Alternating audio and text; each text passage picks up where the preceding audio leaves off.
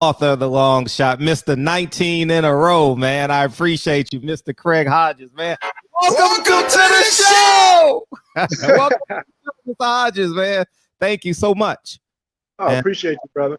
I genuinely appreciate you coming in this morning, man, and spending some time with us, man. Oh, got the little one there, huh? Yeah, I got my little one. Yeah. The toy room is next to my office, man. So he's gonna go back to the toy room and finish playing. Yeah. But I appreciate you, man. First, let's talk about your book, The Long Shot, before we go into the deep waters, man. So we can get people to get out and buy your book. How you want to start? I'm with it. Oh, you can't hear me? Can you hear me now? I can hear you now. Okay, great. Talk about The Long Shot, the book, The Long Shot, and so we can get at the top of the interview, so people can go out and buy it because they're gonna go watch this interview. Well, first of all, I want to thank God for giving us an opportunity to meet, brother, during these crazy times. And I hope everybody's well that's getting a chance to watch. And for me, getting a chance to write the book was something that I've always wanted to do. I love to write. It was something that I was taught before I was able to play basketball. So it was one of those things that's always been a passion of mine. And to get a chance to, look over some of the things that's happened in my life, especially with the basketball and how it ended, and some of the things as far as that were challenges within the context of it all, to write about it and share with people, man. So it's been a cool experience. The Long Shot, man. Feel free, everyone, go out and get the book, The Long Shot, man. We're gonna jump right into the deep water. I don't know how long I have, but let's just jump into the deep water. I watched The Last Dance, and the one thing that bothered me, just based off visualization, was the long segment that they did on Steve Kerr and his family. When your mother was the secretary of the civil rights movement, your father was the mayor, and you was actually a teammate of Michael Jordan first, prior to Steve Kerr, and arguably his greatest teammate as a shooter. How did that make you feel? Or, well, in some circles, for me, in the whole context of it all, and watching The Last Dance, it was entertaining. It was a chance for me to get a chance to relive some of the best parts of the game, which is the camaraderie and the competition of it all.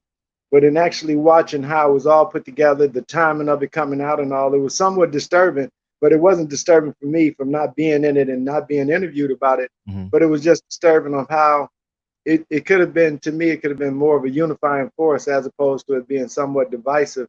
And as far as a lot of his teammates felt as though they were thrown under the bus, Mm-hmm. and a lot of other people. So when Michael came out prior to it coming out, him saying that he knows a lot of people are not going to like him after it comes out, I can see why he would say that. Mm-hmm.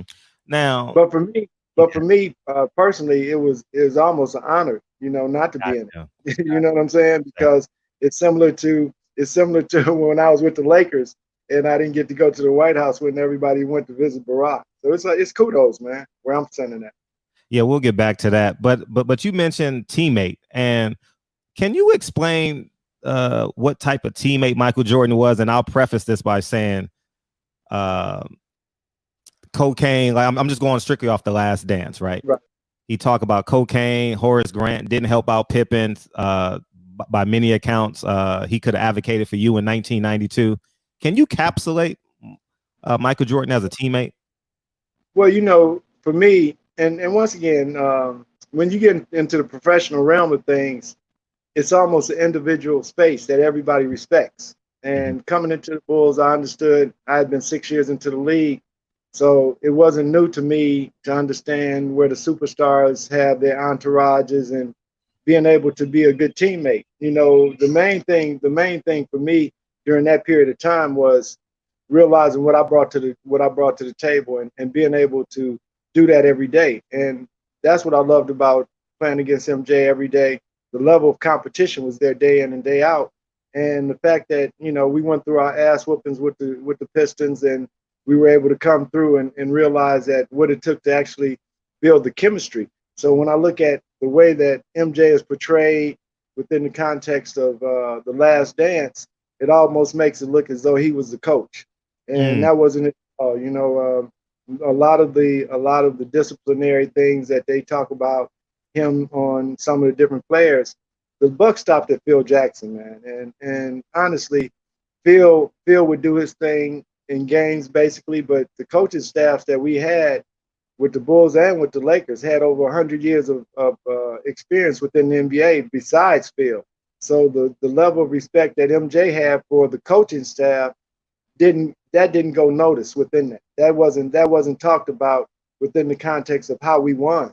You don't win without a system and being able to have players that can fit within that system and execute game plan. And that's the part of me that's kind of left for the next generation of players. That are you trying to be an individual player within a team sport? And if that's the case, go run track, go swim, play some tennis or something. But within the context of how Michael was promoted and marketed by David Falk and you know what they were doing was they made him an individual player, somewhat similar to how Tiger is. And Tiger rolled off of that. So when we look at the branding of American sports and American sports icons, the model of Michael Jordan was actually it was brought about when we coming out of the Arthur Ashes, when we coming out of the tennis players and the golfers of the 60s and the early 70s, and he was able to capitalize on it. And I think the capitalization of Michael Jordan bled into our team to a degree where we understood that, you know, Michael would get on a roll and we would give him the pill. We didn't have to give him the ball, but we kept giving him the pill. We could have won on one-on-one or whatever, but we enhanced his visibility. We enhanced his platform to be Air Jordan. And I think some of that is left on the editing room floor. Facts. What do you think